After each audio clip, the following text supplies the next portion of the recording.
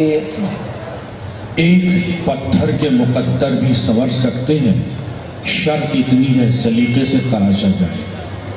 جن مہمانان رسول کو اساتذہ معظم نے وأصحابه الأكرمين الأفضلين وعلى من أحبهم وتبعهم بإحسان أجمعين إلى يوم الدين، أما بعد، فأعوذ بالله من الشيطان الرجيم، بسم الله الرحمن الرحيم، وَلَهُنَّ مِثْلُ الَّذِي عَلَيْهِنَّ بِالْمَعْرُوفِ، صدق الله العظيم۔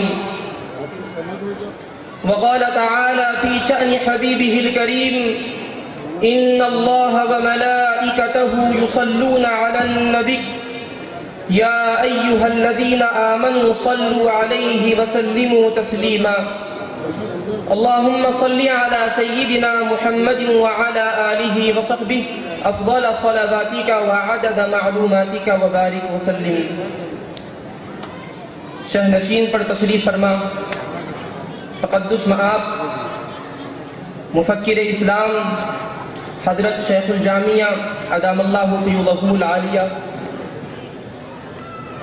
و دیگر مشائخ اعظام، شیوخ اعلام، اساتذہ کرام، برادران اسلام، بزرگان محترم، مکرم حاضرین و معزز سامعین، یہ میرے لیے بڑی خوشبختی اور سعادت مندی کی بات ہے کہ اللہ سبحانہ و تعالی نے حضرت شیخ الاسلام بانی جامع نظامیہ رحمۃ اللہ تعالی علیہ کے 103 سالہ عرس مبارک کے موقع پر لب کشائی کا موقع عنایت فرمایا۔ اس عظیم نعمت پر میں اللہ تعالیٰ کے دربار میں شکر ادا کرتا ہوں اور یہ دعا کرتا ہوں کہ اللہ تعالیٰ حضرت شیخ الاسلام بانی جامع نظامیہ کے فیضان سے ہم سبوں کو مالا مال فرمائے اور اس چمنستان علم و معرفت کو ہمیشہ بارونق رکھے۔ حاضرین محترم، چونکہ عنوان یہ دیا گیا ہے کہ اسلام میں عورتوں کے حقوق اور مراعات اور مذاہب عالم ایک تقابلی مطالعہ، اس عنوان کے تحت چند باتیں عرض کر کے گفتگو کو ختم کروں گا۔ اللہ سبحانہ و تعالیٰ نے حضرت آدم علیہ السلام کو وجود بخشا اور ان کی بائیں پسلی سے حضرت حوا علیہ السلام کی تخلیق فرمائی، ان کی نسل سے مرد و عورت کے سلسلے کو جاری فرمایا اور اپنی حکمت بالغہ سے دونوں صنف کے باہمی حقوق مقرر کیے، لیکن کچھ معلوم اور نامعلوم وجوہات کی بنا انسانی تاریخ میں عورت عرصہ دراز تک ظلم و ستم کا شکار اور حقوق و مراعات سے محروم تھی۔ اسلام کی آمد کے ساتھ ہی عورت کی زندگی میں بہار آئی۔ پیغمبر اسلام علیہ السلام نے عورت کو اس کے حقوق دیے، بلکہ اسلام کی وجہ سے عورت کو معلوم ہوا کہ یہ اس کے حقوق ہیں اور دنیا کو علم ہوا کہ عورت ان حقوق کی حقدار ہے۔ حاضرین محترم، اسلام نے عورت کو دینی و مذہبی، سماجی و معاشرتی، معاشی و اقتصادی، قانونی و آئینی، سیاسی و انتظامی حقوق دیے۔ اسلام کی آمد کیا ہوئی کہ عورت کی تاریخ درخشاں ہو گئی۔ اسلام نے عورت کی عزت و وقار کے خلاف سارے رسوم کو کر عدم کیا، عورت کو ذلیل و رسوا کرنے والی روایات کا خلاقمہ کیا۔ دین اسلام نے عورت کو عزت و تکریم سے نوازا، وقار و بزرگی عطا کی اور اسے بنیادی حقوق کے ساتھ مختلف حیثیتوں میں ہر سطح پر مرد کے برابر حقوق دیے اور ایک نئی تہذیب کی بنیاد ڈالی۔ دنیا میں جہاں کہیں عورتوں کے حقوق کا مطالبہ کیا گیا وہ آمد اسلام کے بعد ہی کیا گیا۔ حاضرین محترم، اسلام کی آمد سے پہلے معاشرے میں عورت کے ساتھ کیا سلوک کیا جاتا؟ جزیرہ عرب ہی نہیں بلکہ پوری دنیا میں عورت پر ظلم و ستم کے پہاڑ ڈھائے جاتے تھے۔ عورت کو جانور تو کیا جانور سے بھی بدتر سمجھا جاتا۔ عرب میں لڑکی کی پیدائش کو منحوس سمجھا جاتا اور پیدا ہوتے ہی اسے زندہ درگور کر دیا جاتا تھا۔ ارشاد الہی ہے وَإِذَا بُشِّرَ أَحَدُهُمْ بِالْأُنثَىٰ ظَلَّ وَجْهُهُ مُسْوَدًّا وَهُوَ كَظِيمٌ۔ ایک اور مقام پر ارشاد ہے وَإِذَا الْمَوْءُودَةُ سُئِلَتْ بِأَيِّ ذَنبٍ قُتِلَتْ۔ اور حاضرین محترم، ہندوستان میں ستی کی رسم کے نام سے شوہر کی موت کے ساتھ ہی بیواؤں کو شوہر کی چتا پر زندہ جلا دیا جاتا تھا، اور یورپ میں 586 عیسوی تک یہ بحث چلتی رہی کہ عورت کے اندر مردوں کی طرح روح ہوتی ہے یا نہیں۔ اگر اس کے اندر روح ہے تو وہ روح حیوانی ہے یا روح انسانی ہے۔ فلاسفہ کی کمیٹی نے یہ فیصلہ کیا کہ عورت کے اندر روح تو ہے لیکن مردوں کی روح سے انتہائی درجہ ضعیف، گندی، عیار و مکار ہے۔ اور یونان میں باپ خاندان کا مذہبی و قانونی سربراہ تھا اور اسے یہ حق حاصل تھا کہ اپنی بیٹیوں کو بیچ دے۔ اسی طرح باپ کے بعد بھائیوں کو یہ حق حاصل تھا کہ اپنی بہنوں کو فروخت کر دیں۔ اور حاضرین محترم، قدیم یونانی تہذیب میں جائیداد کی وارث نرینہ اولاد ہوتی، عورتوں کا اس میں کوئی حصہ نہ تھا۔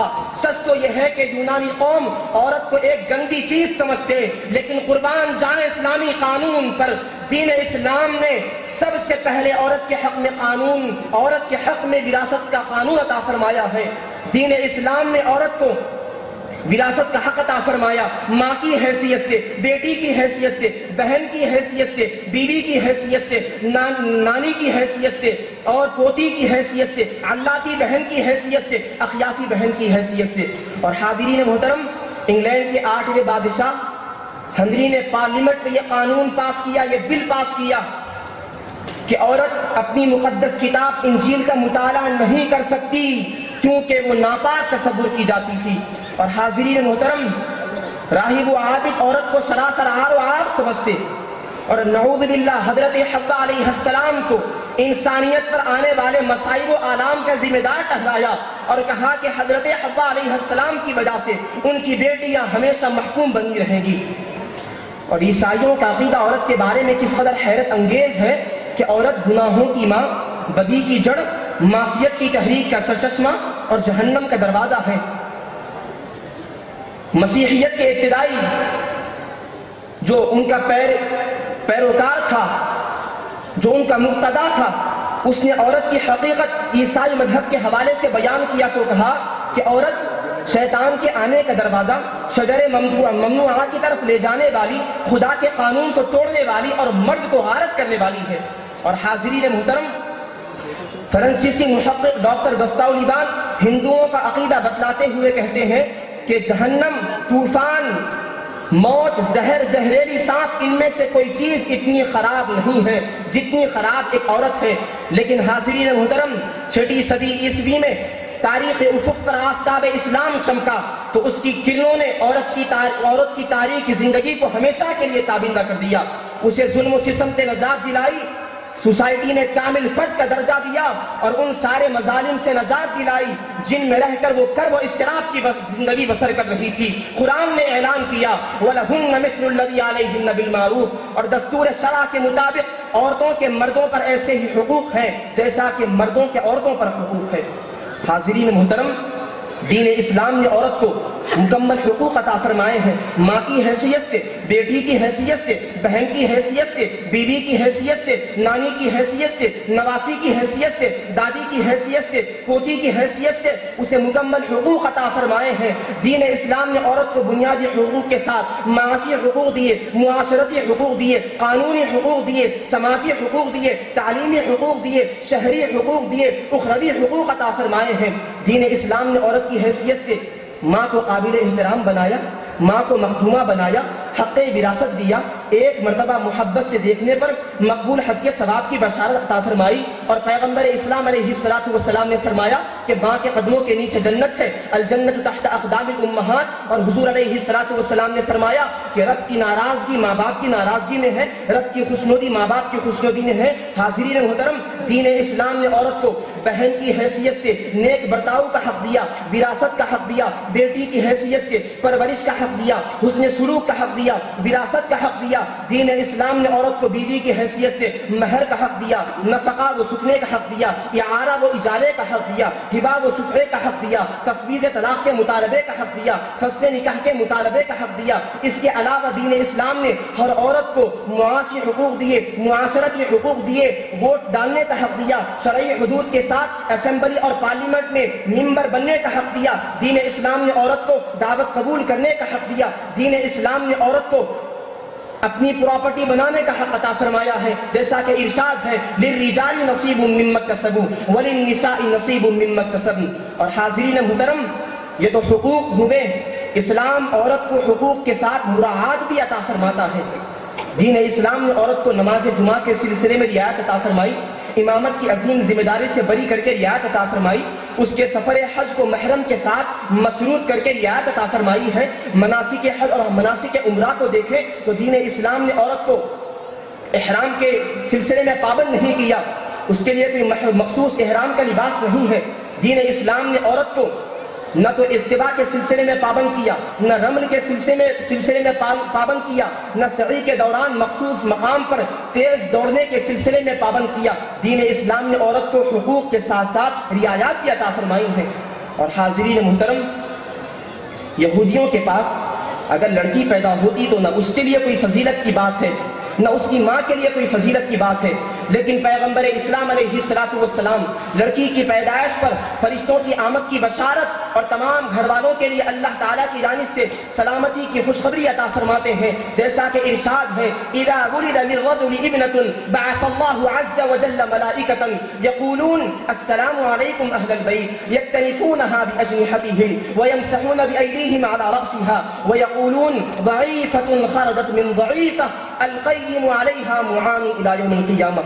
اور حاضرین محترم، یہودیوں اور عیسائیوں کا یہ عقیدہ اور یہ تصور ہے کہ جب عورت مخصوص ایام میں ہوتی ہے تو وہ خود ناپاک ہوتی ہے، جس مقام پر بیٹھے وہ مقام ناپاک ہو جاتا ہے، اور اگر کوئی مرد اسے چھو لے تو دن ختم ہونے تک وہ مرد ناپاک رہتا ہے۔ لیکن اسلام نے عورت کے ساتھ ایسا دوہرا سلوک نہیں کیا ہے۔ ناپاکی کے زمانے میں اس کے ہاتھ و پیر کو پاک قرار دیا، ناپاکی کا حکم اس معنی میں لگایا کہ وہ نماز نہیں پڑھے گی، مسجد میں داخل نہیں ہوگی، قرآن کی تلاوت نہیں کرے گی، کعبۃ اللہ کا طواف نہیں کرے گی۔ اور حاضرین محترم، عیسائیوں نے رہبانیت گوشہ نشینی کی تعلیم دی، عورت کے سائے سے بھاگنے کی تاکید کی۔ عہد نامہ جدید میں لکھا ہے کہ اگر تو غیر شادی شدہ ہے تو تیری بیوی تجھے خدا کی یاد سے غافل نہیں کرے گی، اگر تو نے شادی کر لی ہے تو بیوی تجھے خدا کی یاد سے غافل کر دے گی۔ تو اس سے معلوم ہوتا ہے کہ نکاح عیسائیوں کے پاس، یہودیوں کے پاس بے سود اور غیر اہم ہے، جبکہ اسلام نے نکاح کو اہمیت دی اور عورت کو نصف ایمان کی تکمیل کا ذریعہ قرار دیا۔ الترغیب والترہیب میں ارشاد ہے من تزوج فقد استکمل نصف الایمان فلیتق اللہ فی النصف الباقی۔ اور حاضرین محترم، ہندوؤں میں ان کے پاس کسی عورت کا شوہر مر جائے تو بیوی بیوہ ہو جاتی ہے، اور بیوہ سے ہندوؤں کے پاس ہر مرد شادی نہیں کر سکتا، بلکہ ایسا ہی ہندو شادی کر سکتا ہے جس کی بیوی مر گئی ہو۔ رشی دیانند کے مطابق اگر کوئی کمارا مرد بیوہ عورت سے شادی کرے گا تو اس نے دھرم کے خلاف کیا، لیکن دین اسلام حرام رشتوں کے علاوہ ایسی کوئی پابندی نہیں رکھتا۔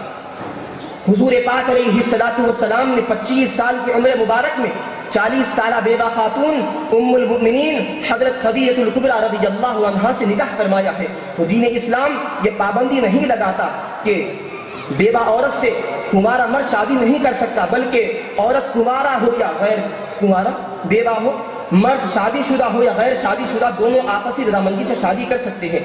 اور حاضرین محترم، ہندوؤں میں طبقہ برہمن ہے، ان کا کیا نظریہ ہے؟ وہ عورت کو جانوروں کے درجے میں کھڑا کر رکھ دیے۔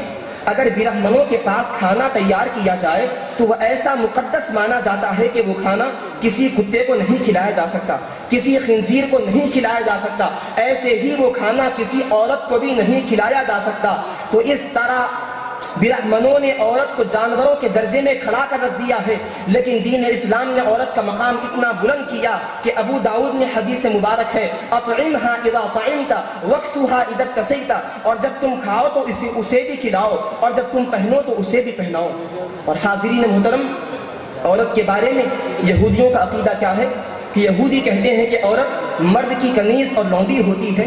یہودی باپ اپنی بیٹی کو بیچنے کا اختیار رکھتا ہے، باپ مر جائے تو یہ حق بھائی کو حاصل ہوتا، لیکن یہودیوں نے جو سلوک اپنی بہنوں کے ساتھ، اپنی بیویوں کے ساتھ روا رکھا، اسلام نے وہ سلوک دنیا کی کسی عورت کے ساتھ روا نہ رکھا۔ صحیح بخاری شریف میں حدیث قدسی ہے اور اس کے ذریعے سے آزاد کی بیع پر پابندی عائد کی گئی ہے۔ ارشاد الہی ہے، اللہ سبحانہ وتعالیٰ نے فرمایا ثلاثۃ انا خصیہم یوم القیامہ، 3 آدمی ایسے ہیں کہ قیامت کے دن میں ان کا فریق رہوں گا۔ ان میں سے ایک یہ ہے ورجل باع حرا فاکل ثمنہ، ایک وہ ہے جس نے آزاد کو بیچ ڈالا اور اس کی قیمت کھا گیا۔ حاضرین محترم، آخری بات عرض کر کے گفتگو کو ختم کرتا ہوں۔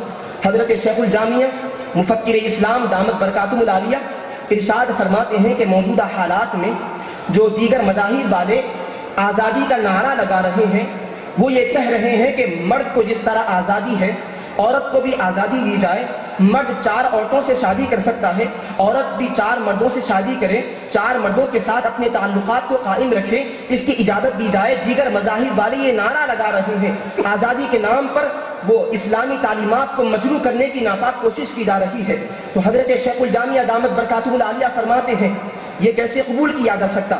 یہ انسانیت سوچ اور بے حیائی کی باتیں، کوئی قوم بھی ان باتوں کو قبول نہیں کر سکتی۔ اور فرماتے ہیں کہ آزادی کا مطلب یہ ہے کہ عورت وراثت کے معاملے میں آزاد ہے، عورت اپنی رائے کے سلسلے میں آزاد ہے، عورت اپنی زندگی گزارنے کے سلسلے میں، تجارت کے سلسلے میں آزاد ہے، عورت اپنے مال میں کامل تصرف کرنے کا حق رکھتی ہے، اس سلسلے میں وہ آزاد ہے۔ آزادی کا مطلب یہ نہیں ہے کہ جس طرح مرد 4 عورتوں سے شادی کر سکتا ہو، عورت بھی 4 آدمیوں کے ساتھ اپنے تعلقات کو قائم رہ سکتی ہو۔ یہ آزادی نہیں ہے بلکہ یہ آوارگی ہے۔ اور حاضرین محترم فرماتے ہیں کہ اگر کوئی مسلمان کتابیہ سے شادی کرے تو کتابیہ کو یہ حق ہے کہ وہ چرچ کو جائے، اس کو یہ حق ہے کہ وہ اپنے مذہبی عقائد پر عمل کرے اور اپنے مذہب کے مطابق عبادت کرے، اس کو اس سلسلے میں پابند نہیں کیا جائے گا، کیونکہ مسلمان نے اس سے شادی کی ہے مسلمان سمجھ کر نہیں، کتابیہ سمجھ کر شادی کی ہے، تو اس سلسلے میں وہ آزاد ہے، چرچ کو بھی جا سکتی ہے، اپنے مذہبی عقائد پر عمل بھی کر سکتی ہے اور اپنے مذہب کی تعلیمات پر عمل کرتے ہوئے عبادت بھی کر سکتی ہے۔ حاضرین محترم، دین اسلام نے عورت کو جو حقوق اور رعایت عطا فرمائے ہیں، دنیا کی کسی قوم اور دنیا کے کسی ملک نے عورت کو وہ حقوق اور رعایات عطا نہیں فرمائے ہیں۔ ان باتوں کے ساتھ گفتگو کو ختم کرتا ہوں۔ اللہ سبحانہ وتعالی حضرت شیخ الجامعہ جامع نظامیہ کو سلامت رکھے اور حضرت شیخ الاسلام کے فیضان سے مالامال فرمائے، ہمارے دیگر شیوخ کرام اور اساتذہ کرام کو سلامت رکھے۔ والسلام علیکم ورحمۃ اللہ وبرکاتہ۔